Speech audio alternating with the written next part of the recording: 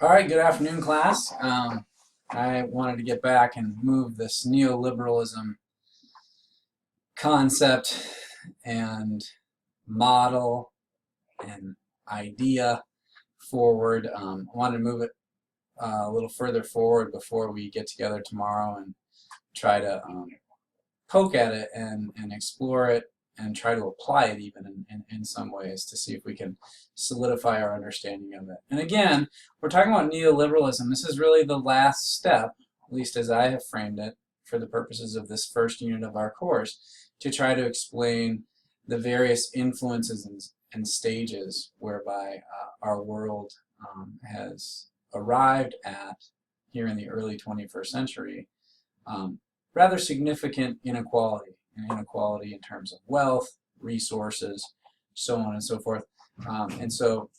Here we go.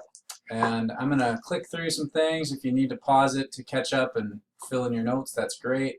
This is our objective today, to look at neoliberalism and note the role and relationship that it has with explanations that are applied for the purposes of this course, this first unit, for explaining global inequality.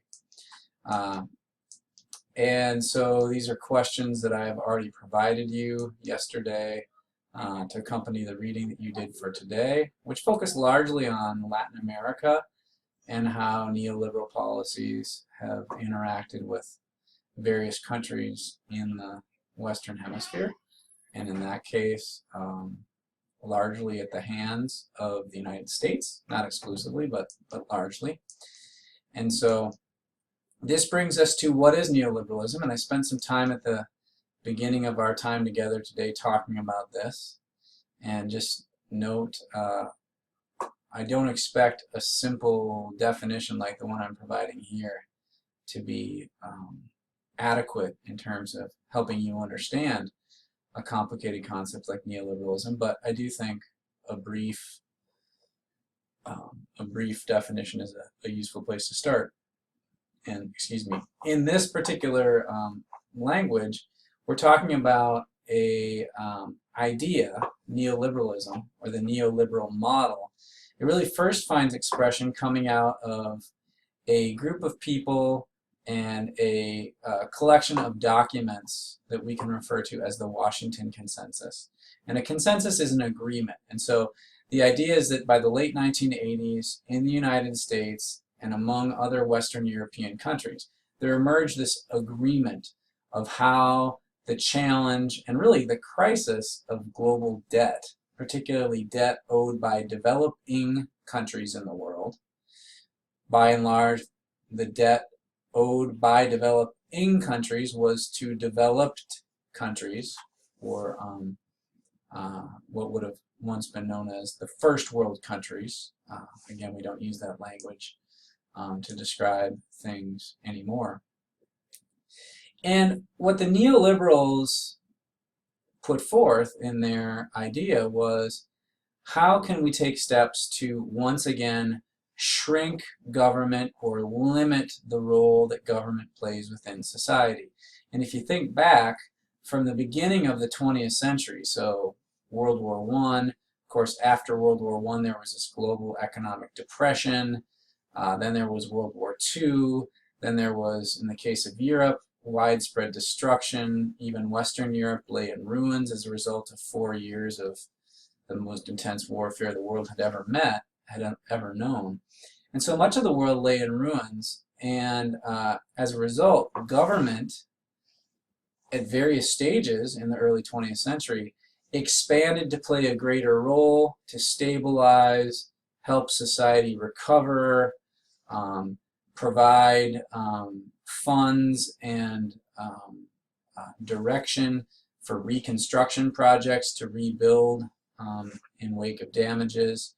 In the case of the United States, we had what became known as the sort of alphabet soup programs of the New Deal under Franklin Delano Roosevelt, things like the Works Progress Administration, the WPA, things like the CCC, the Civilian Conservation Corps.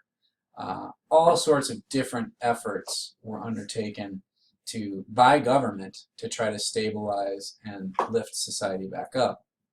Well, by the 70s and 80s, there emerged concern and criticism about the role that government had taken on. And so because there's now a widespread global economic recession, this seems to be the crisis or the shock, as is mentioned by Naomi Klein in the brief 15-minute clip that I've posted on Canvas.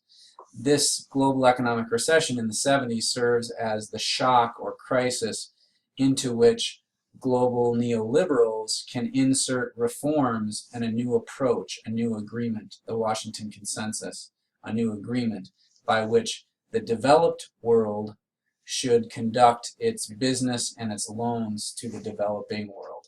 So shrink government, limit it to very basic roles such as law and order, stabilize things, make sure that essentially the country in question, this could be Chile, this could be Argentina, this could be Cuba, this could be, well, Cuba's not a good example because it had already become a communist nation by then. Disregard that. But allow those countries and their governments to ensure order and law-abiding citizenship. But beyond that, government shouldn't have much of a role. Okay, and so what this does by shrinking the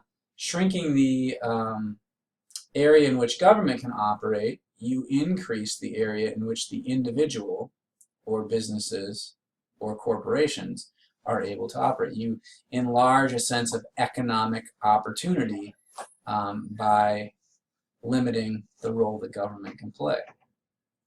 In the previous decades, the government would have a strong role to play in just about every segment of the economy. This is now going to be one way in which that will there will be efforts to shrink that. Now, economic liberalism, if you were in class, you heard me talk, and I'm not going to go into much detail here, but you heard me talk about the classic liberal philosophy going all the way back to the European Enlightenment. The basic idea of classical liberalism is that you give to the individual as much room to operate, as much freedom, and a society that consists of of individuals who have their individual freedoms protected is a society that is then going to develop in the most efficient and most orderly and best designed and organized way. Okay? And so what neoliberalism does is it takes that classical liberalism, which was both political and economic. It protected the freedom of activity and the freedom of operation for the individual, both economically, making decisions regarding trade and what one produces and the price at which one agrees to trade or sell that good that one has produced to another person. Okay, that's economic freedom. Well, the classical liberal model had both economic freedom and political freedom, like rights to free speech, rights to free religion, rights to a free press, rights to this, that, and the other thing. Of course, the challenge with political freedoms is sometimes they're messy. Sometimes when one person or a group of people raise their voice and complain and are angry about something, it can create instability and it can create unrest. And by and large, unrest and instability is not a good thing. It's not a good fit when it comes to economic activity. People don't tend to invest in unstable environments. For example, today, it's fair to say probably not a whole lot of people are investing in Syria because its fate is very uncertain, it's very unstable. Between the opposition and the government forces, there's a real unclear future, uncertain future for Syria. It's not going to be bringing on a lot of investment. Okay, neoliberals focus on the economic side of that. So economic freedom, yes, we're going to fight for that. We're going to try to make sure that's the case. Political freedom, not so much. We're not too worried about whether people have rights of free speech, whether everyone in a society gets to vote, so on and so forth. So the policies that are stressed here, by this neoliberal model where the state or government has a limited role is you want free trade between people, businesses, and corporations, actually between countries as well. The neoliberals would say any tariff or restriction that one country places upon the imports coming into that country from another country, those ought to be reduced or altogether removed. So free trade is important. Deregulation. Regulation is, of course, when a government oversees the economy of a society. So, for example, in our economy, we have like the Food and Drug Administration, which makes sure, or at least its task is to make sure that the foods and drugs that are both invented, created, and then exchanged within our national economy are safe and fit for human consumption. Sometimes we fall short of that. You've probably seen that there have been, outbreaks of things like botulism or wisteria, and there will be a momentary halt to the production of, say, peanut butter or something in certain segments of our economy. Regulation is government oversight of business. So neoliberals are big fans of deregulating the economy. Let the market itself sort that out. If a peanut butter manufacturer doesn't take and provide the right precautions to its product, then it runs a real risk of, if it makes all of its customers sick, word's going to get out, customers are going to avoid that company, the market will straighten it out, is sort of the logic of that. Fiscal austerity, that's another way of saying government spending should be kept to an absolute minimum. Sometimes economists refer to this as belt tightening, when a government is forced to reduce the amount that it spends on certain services and programs. So fiscal austerity, for example, in Greece, you've probably heard a little bit of the talk about bailout. An example of an austerity measure would be if the European Central Bank said, okay, Greece, we'll give you money for a bailout. However, you need to reduce the amount you pay to pensioners in Greece by 50%. That would be an austerity move. It's belt tightening. It's forcing the government of Greece to spend less on its people and the programs it provides.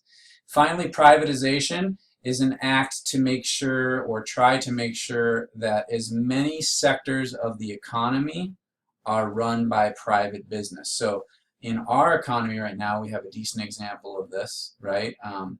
There is, for the most part, our education sector is funded by the public and through taxpayer dollars. However, there are some private schools. Similarly, our prison system, for the most part, it is publicly run. However, there have emerged private prisons that charge, states. They're contracted to the states, and the state hires a private prison to provide all or part of its corrections caseload. Okay, those are examples. So I have here democratic liberalism with a question mark. The all-important question is that if economic liberalism, which you see there in the first part of the slide, is allowed to go forward, for neoliberals, the democratic liberalism, meaning the political freedoms such as a free press, rights to free speech, universal voting rights, those things that are ways in which the average person participates in a political process, the neoliberals are not nearly as concerned about that. So let me click these out. We're running out of time. I just want to put this slide up, the content of it, and we'll spend a little more time with this tomorrow. But again, for the neoliberals, markets are the all-important force for organizing a society. And of course, markets are, by and large, an economic force, right? They're the ways in which we buy and sell and trade amongst ourselves. But markets work by first world countries that are the funders of the World Bank and the International Monetary Fund, two major lending institutions, and the conditions upon which they make their money available to developing countries. With that, I'll stop.